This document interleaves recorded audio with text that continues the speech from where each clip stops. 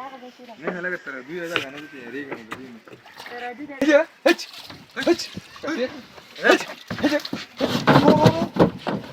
ټیم چې کوم دی 15 ټارګټ و د دویم بیټینګ شروع شي دویم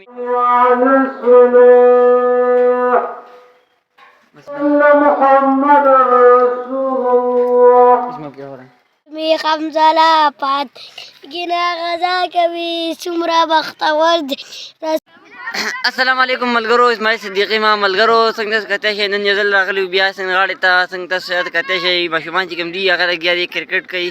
او نن چې کوم دی الحمدلله ډېر زیات ښکلی ماحول دی وریا ځاس شپې چې کوم دی ټوله شپه نری نری باران چې دی او دې ساتي اوس موږ رالو لسمه روژه ده او موږ رالو سیند غاړې ته تاسو لپاره چې کوم دی موږ ولاګ جوړو دغلته بیړۍ چې کوم ده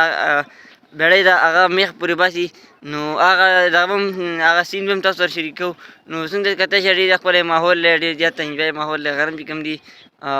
لږ لږ چې کوم دی کته شړشم هم وچي دي او ډېر زیات ښکلی ماحول دی نو ویډیو موږ سره ضرور ګورئ خلک چې کوم دی راغلی سیند غاړې ته لرګي مرګي مو باسي او ماشومان چې کوم دی هغه لګیا دي کرکټ کوي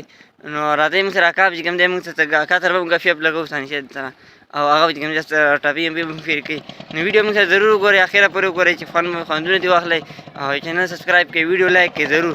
راځئ موږ سره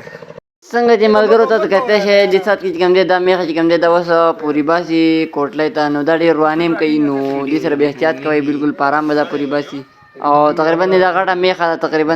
دغه 2 لک روپۍ مې دا میخه واخیسته نه هلګه تر دوی دا غنه دي ریګه نو دي تر دې هچ هچ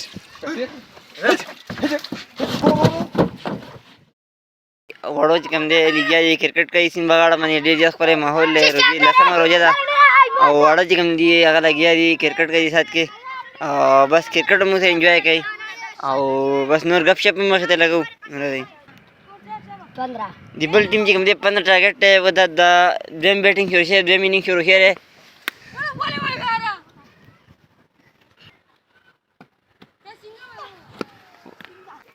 بیړۍ کې میخ پورې بسل هغه اوس چې کوم دی پورې ایسار شو هغه میخ چې کوم دی هغه بوت بره روډ ته خېږي او نو